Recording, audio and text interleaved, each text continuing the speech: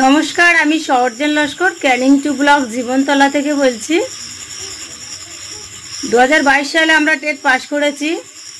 3 বছর হয়ে গেছে, এখনো পর্যন্ত কোনো নোটিফিকেশন দেয়নি সরকার। এখনো পর্যন্ত ইন্টারভিউ নেওয়ার ব্যবস্থাও করেননি।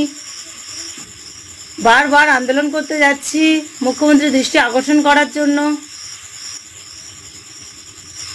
মুখ্যমন্ত্রী বলেছিলেন যে 10 লক্ষ শূন্য পদ আছে। আমরা 10 লক্ষ শূন্য পদ চাই না, মাত্র 50,000 শূন্য পদে আমাদের নিয়োগটা দিন প্লিজ। আমি একজন পিএইচ ক্যান্ডিডেট। আন্দোলনে যেতে জার্নিং করতে কত কষ্ট হয় শুধুমাত্র আমিই জানি। খুব দারিদ্র্যের মধ্যে দিয়ে আমাদের দিন কাটছে।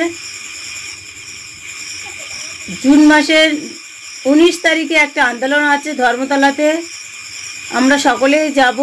আমি একজন পিএইচ ক্যান্ডিডেট, আমি যাব, আপনারা প্রত্যেকেই আসুন। শুধুমাত্র মুখ্যমন্ত্রীর দৃষ্টি আকর্ষণ করার জন্য আমাদের আন্দোলনটা করা।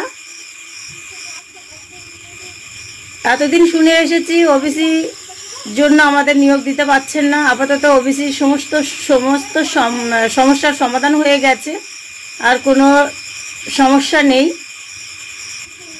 এখন আমাদের ভালোভাবে নিয়োগ দিতে পারবেন সরকার।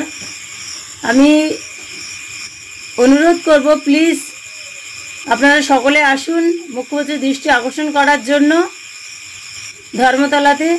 আমাদের যত তাড়াতাড়ি আমাদের নিয়োগ দেবেন সরকার, আমাদের ভালো।